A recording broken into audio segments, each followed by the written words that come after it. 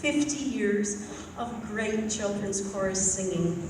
As Duayane Malewicki is working his way up to the microphone, would any of the former children's chorus directors or accompanists who might be in the audience please stand up so we can acknowledge you?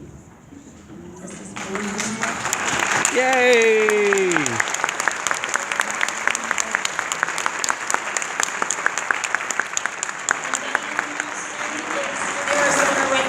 Sends her greetings. I've posted them out on a table out there if you'd like to see what she had to say in a greeting to the event. I'm curious about the alumni in the audience today. If you were in the very first select chorus, would you please stand and stay standing?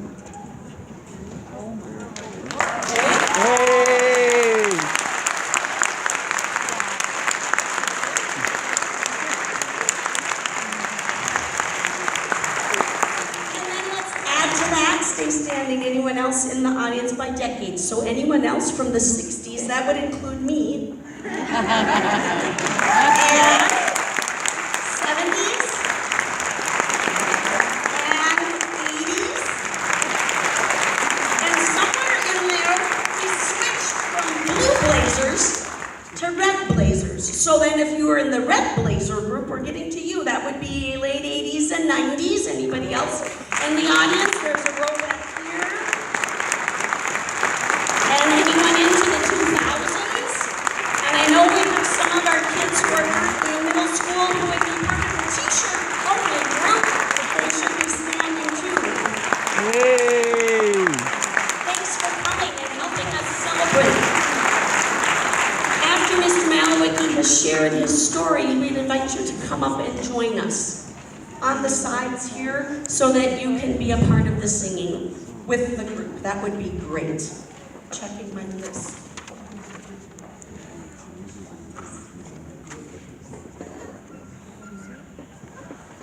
It is such a pleasure to be here today. For me, I'm sure it is for some of you as well. Thank you for being here. And I want to thank these directors for hosting this occasion. I don't know if we ever really talked about, well, there's going to be a time when there's a 50th anniversary of this group. Well, it happened to coincide with the Wastebasket Review, and so it was kind of on the wavelength. They asked me to talk today about how did I start this, and what might the legacy of this group be. Well, I'll go back to the fall of 1967 when we actually began rehearsals and the formulation of the very first choir. But before that, there was groundwork done.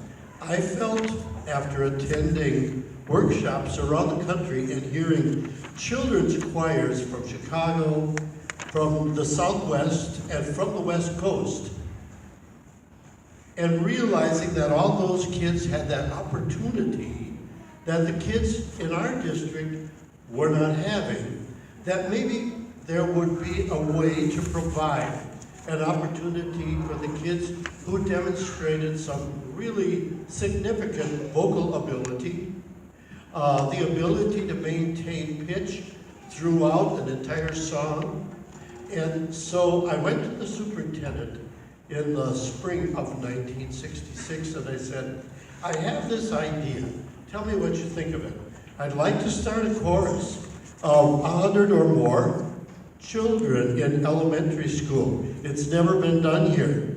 Why do you want to do that? Well, we don't have any kind of program for gifted and talented of any kind, and we certainly have a lot of talented kids in our schools. Maybe we could give them the opportunity to meet each other and perform together at a rather high level of performance.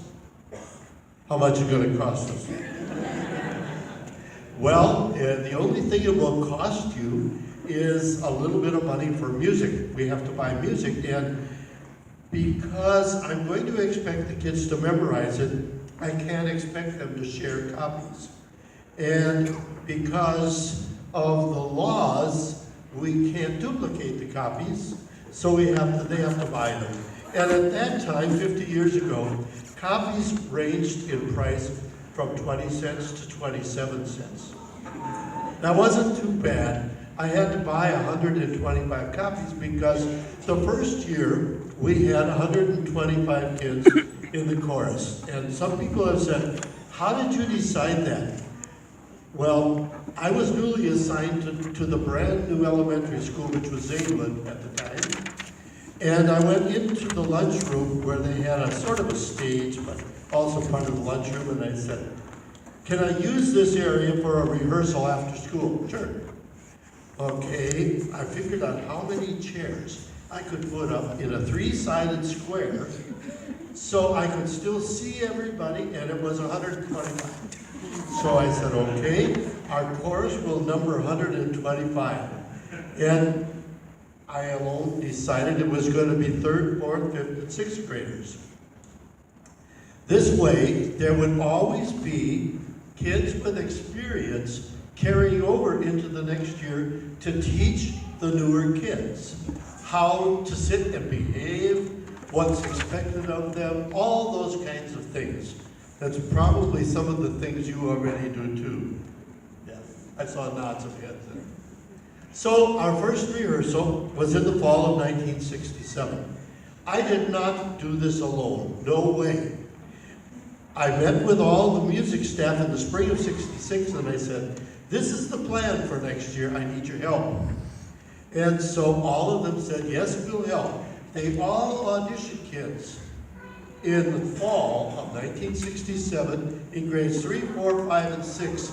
And the kids had to be able to sing, "This Land is Your Land," and a scale in the key of C.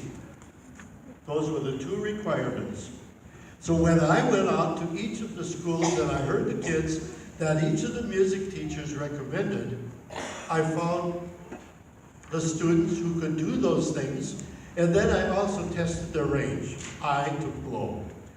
And then I tried to find out, could they also stay on a single part if they heard a harmony at the same time. So I play a little tune like this, and some of you who were in the chorus then will remember this. Sing this back. Do, do, do, do, do. And when they sang it back, on the piano I would play do, do, do, do, do. And then I'd know whether or not they could stay on the one that they were expected to stay on.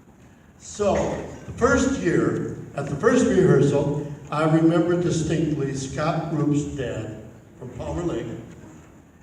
His dad came up to me, brought Scott, said, so is this going to be a one-thing event, and it's going to be all over by Christmas time? And I said, I sure hope not. But we don't know what the future of this will be. Well, the future was such that there ended up to be 4 groups in the chorus over a number of years. I found there were many families that had a lot of musical talent innate in the families. There are others that are innate as well, but perhaps they don't practice it at home. A lot of kids sang at home with mom and dad, with grandma and grandpa, whatever they did. And all of the time that they did that paid off because I asked them to come in and select chorus. And that really was a big deal back then. The parents were kind enough to provide the transportation. They did carpools in their own schools.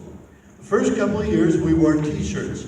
Some parents came to me and said, what would you like them to wear? And I said, how about a white t-shirt? Simple.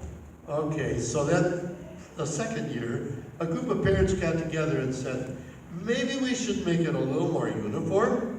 Let's go for the same t-shirt on each kid. We'll figure out how to pay for them. So they had fundraisers. The third year, they had some more fundraisers because they decided they should have blazers. There were other groups appearing in the Twin Cities that had blazers on and they liked the way they looked.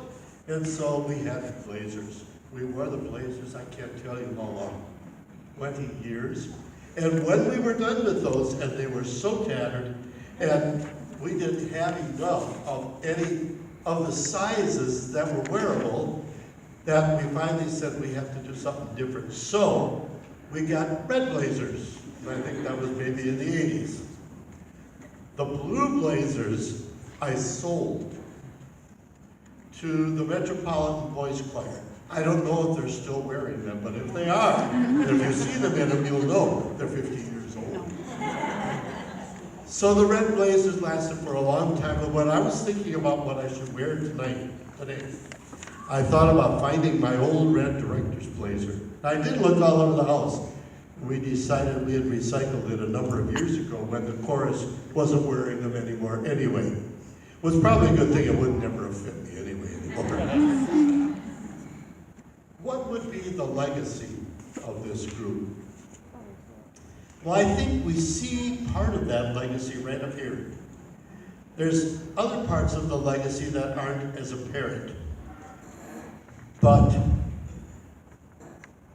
I get the feeling from what I've heard, just from a few people today, that there are very strong feelings that people have had who have participated in this. I know Heidi Scherer thought enough of this to fly in from Ohio for this today. I know there are lots of you who made extra effort to be here today, and we all appreciate that. There are many former students who are either professional or semi-professional musicians today who were members of this group. Some are music teachers, some are opera singers, some are on the concert stage. There are many in music all over the world today. I know that it's fun for me to find this out because I'm on Facebook as a friend for a lot of those folks. So I do find some of that stuff out. That's really neat. The legacy. I don't know what it possibly could be in the future. I just hope that we never get to the point where we don't have an opportunity like this for kids who are so talented that they can benefit from this experience. I just hope that they do. And I thank these directors for continuing on. They work awfully hard, I know. Thank you very much. Thank you for coming.